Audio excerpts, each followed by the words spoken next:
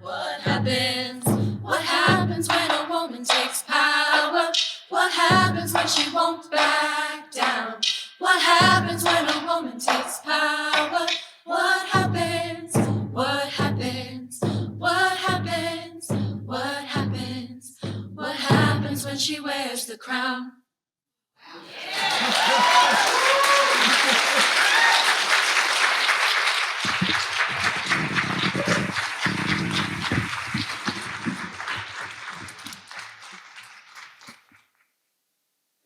I have 18 minutes to share with you what I want to share with you today, and I didn't want the clock to start until I was ready to talk. Wow, hello. What a beautiful opportunity to be in front of this group of people today. I want to ask you a quick question. Well, there's a lot of firsts going on. Let me just start with the firsts. I don't have a robe on, which is weird. This is the first time that I've ever preached not in a robe in this sanctuary. Right. I have done it on Friday night services for Soulful Sundown back in the day, and I've done it in Wednesday Chapel, and I've done it at other congregations, but I've never not preached in a robe here. And that's just interesting to me because we're talking about religious authority, and my 35-year-old self would have told you that I needed that robe in order to be able to come to you and feel like I was able to give you all of who I was. And I don't feel that anymore, which is kind of cool. And I'll talk more about that in a second. I've also never preached in Converse high-top tennis shoes. Just saying. And if Carmen White-Yannick is out there, she sees these shoes, right? Let me just tell you. Really beautiful. So I want to just ask you, some of you have met me before. Some of you, this may be the first time that you've ever heard me preach. And I just want to ask a very quick question. I want to ask your consent, your permission for me to go off script a little bit today, even though I am keeping track of time. So trust that you will get fed food-wise lunchtime at a normal hour. But I want to ask your consent about that just real quickly. And if you would actually consent to allowing me to go off script a little bit today and just kind of let what emerges emerge, would you mind raising your hand? Excellent. I love that. That's really good and close to my heart because I will tell you that this is also the first time that I haven't written down every word that I was going to say in order.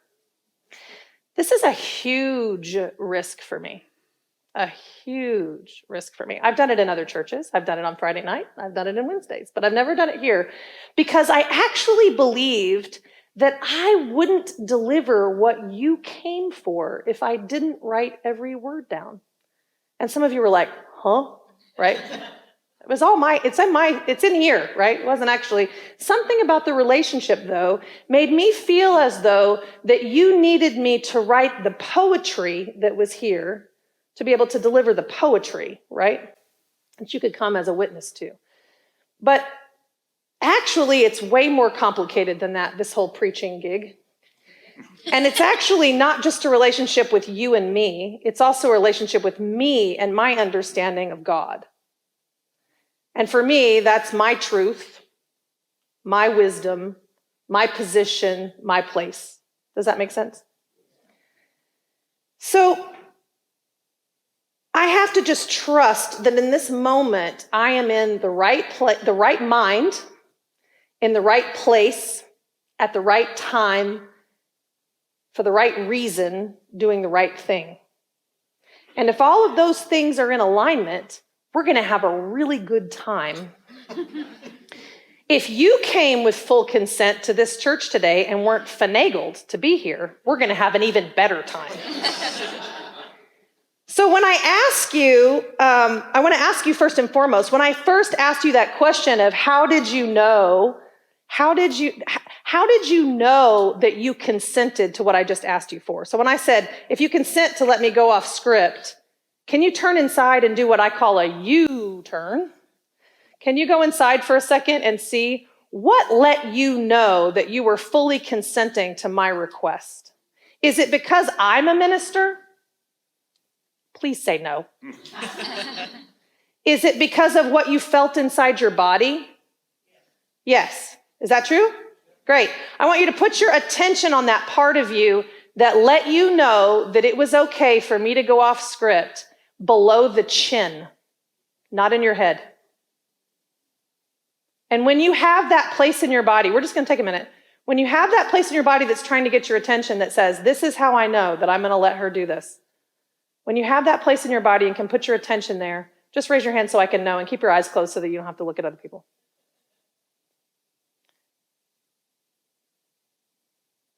I'm going to wait, just so you know. Don't raise your hand unless you want to. Okay, perfect. And if it didn't happen that way, it's really okay, because I'm about to take us through another exercise that's really cool. So, knowing when we are in full consent is a really important part of being in relationship.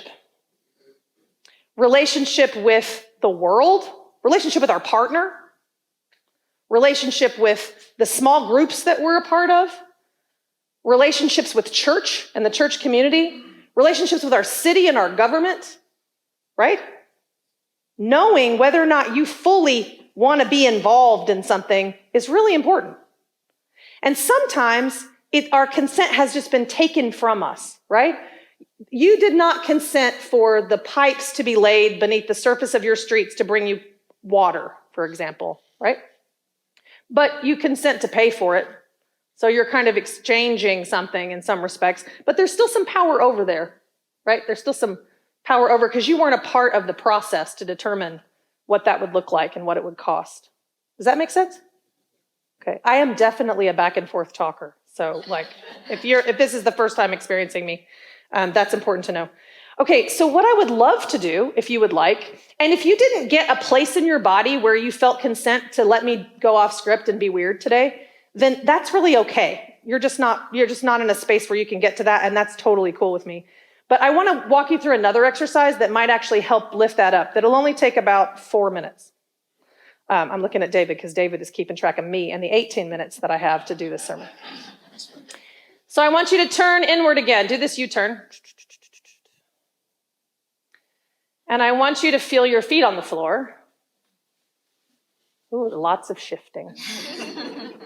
And I would like you to feel the energy coming up from the ground, which contains generations of our ancestors because we are dirt and dust. And imagine the energy coming up from the ground up through our bodies, out the top of our head, extending into the sky, down our shoulders and out our fingers. You are part of this larger universe, right? And now I want you to think of a time when you gave your full consent, not just like partial consent. And if you start running through a Rolodex, oh, I'm sorry, there are younger people here. If you have a lot of,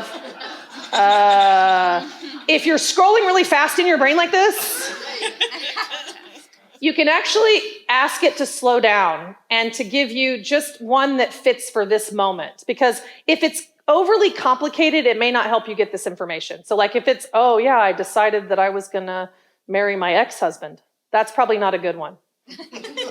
Does that make sense? Okay, so find an easy one. And maybe it's something as delightful as, last night I decided to order chocolate cake, and that would work out. Whatever it is for you. And I want you to turn your attention inward and really imagine that moment when someone said, and I'm just using my version, would you like this flourless chocolate cake? And my entire body went, yes, right? So whatever that is for you. And I want you to take a minute and imagine the moment. And even if you don't remember it perfectly, it doesn't matter, because see, what's really cool about our imagination is that when they put us in a brain scan as human beings and they ask us to imagine something fully in detail with our senses, what we know is that it's very difficult on a brain scan to tell the difference between us really being there or actually experiencing it. So I want you to go to that moment in your mind where you had a choice and you said not just yes, but, and I'm going to apologize in advance, hell yes. Everybody good? Okay. Fill that in your brain. Give it your full-on attention. What was the time of day? Who were you with? What were you wearing? What was the season, the temperature? Were you inside or outside? Where are you positioned if you're inside? What's around you? Can I get an audible yes if you are there? Yes. Okay, good. For those of you who are not there, don't worry. I am a little bit under a pace deadline. You can do this yourself later, but you can get the experience. So you're there now, correct? Yes. Okay. I want you to have the person in your mind's eye ask you that question, whatever it is that you consented wholeheartedly yes to. And I want you to experience your body saying the hell yes. And just keep saying that yes over and over again in that context in your mind. And then take a little piece of your attention and scroll from your feet all the way up your body and see where you're feeling that hell yes in your body. Maybe it's in your gut. Maybe it's in your heart. You're probably familiar with the yes in your mind, which is why I'm trying to look at these other spaces. But maybe you feel it in your eyes or your third eye or your cheeks. And when you've got that sensation, just put your attention there of where you feel that yes.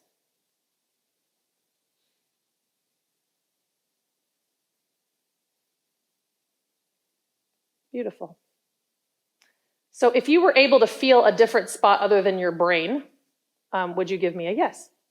Yes. Fascinating. Isn't that cool? So what I'm inviting you to think about today is how to say yes fully, authentically, truly, so that you don't have to betray yourself later when you said yes to something that you didn't want to say yes to. Does that make sense?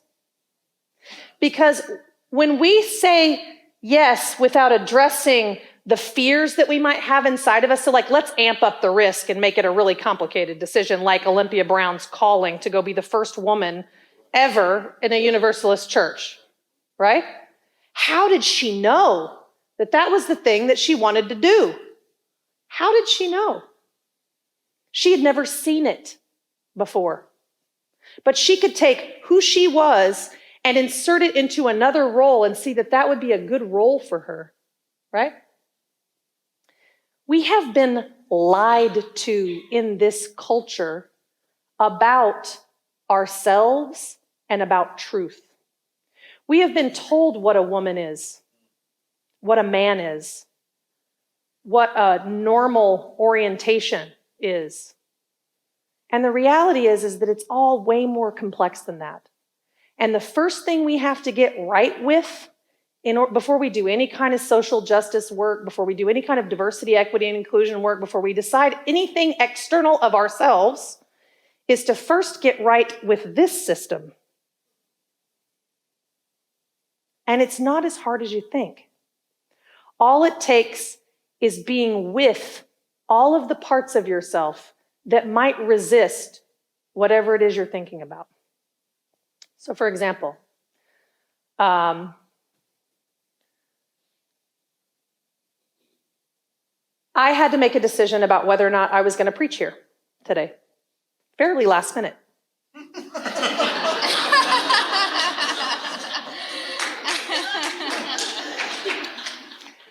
And what I know is that I trust the context. I had to think about myself in systems. What will this do to me and my energy as I'm trying to write a dissertation about a theology of consent? Seriously. A systematic theology of consent. And what I heard was, no, if you include this thing, it will help move you forward in your understanding of the larger thing that you're doing. Oh, you mean it's part of my calling? Cool. When I'm in the right place, at the right time, doing the right thing, for the right reason, just like you can be, it will actually pull you along onto the right path. But when you say yes to things that you are not fully consented for, it will take you off the path for a moment. Now, here's what I know. But God. But God. We are universalists. And so I believe that I have consent to go this direction for a minute, which is that we believe that everyone is already saved, which means that we can use any part of our life's story in this smaller system and make it part of our calling. So if I accept all of my parts, all of my history, my biology, my gender, my sexual orientation, my skin color, my class, my wherever I'm at right now, in my position in this body right now, if I can accept where I am right now and where I've come from, and don't fight where I've come from, I'll be able to move forward on a more direct path that includes all of who I am. And I would argue even supports the larger system as a whole to have everybody else on the right path for themselves. Because optimal system functioning, whether or not it's this, or whether or not it's this church body, benefits the most when all of our parts are actually working for the benefit of themselves and the system as a whole.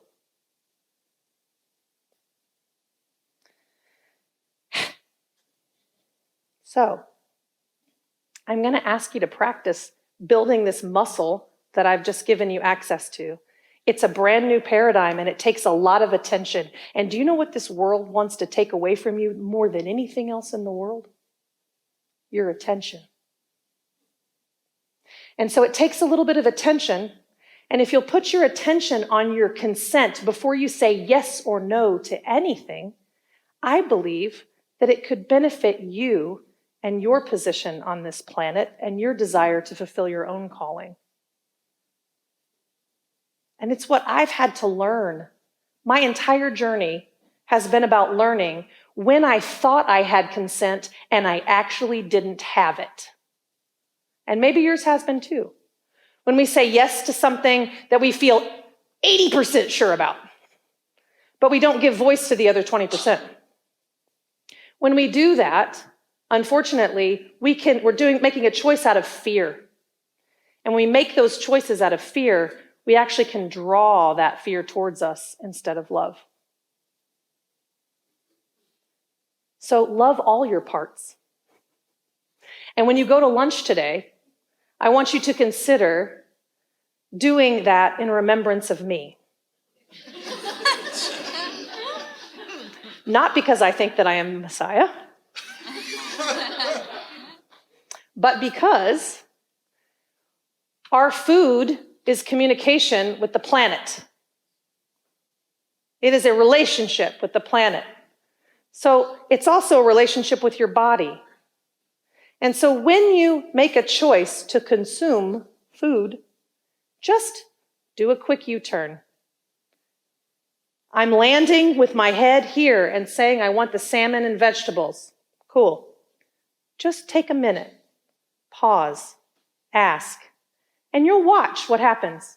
Well, I'm going to give you my head. I don't know what goes on in y'all's head. Well, you had salmon yesterday. You have salmon like 3 times a week. Do we really need to have salmon again? This is my internal dialogue. No, well, okay, fish is what I need because I don't want to eat red meat right now and I don't want any more chicken. And so, so how about maybe we do the halibut instead? Okay, that's a good idea. I want the halibut with vegetables. Do you see now how that was different? Then when I just go with my head and I don't let all of the parts of me embodied, taking a moment to feel my feet on the floor, to feel the energy coming up, if I can do that, then I get a whole system response and not just salmon has 360 calories and halibut has 220. And yeah, we eat salmon because it's the least amount of caloric intake, blah, blah, blah, blah, blah. Where's the joy in your life? If you told me you wanted to eat chocolate cake for lunch today, that's not a wrong answer. But when was the last time you had chocolate cake? Are you bored with chocolate cake? Do you want more chocolate cake? I don't know.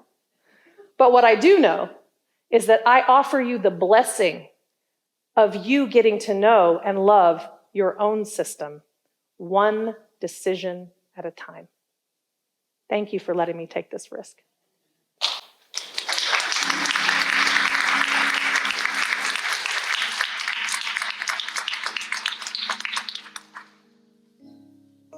I'm going to sing for you. Is that okay? Barbara says yes, and the women are in charge today. Today. Oh, all the time. I'm sorry. Not just today. Whoa. Correct me. I love that. I love that. So this song is about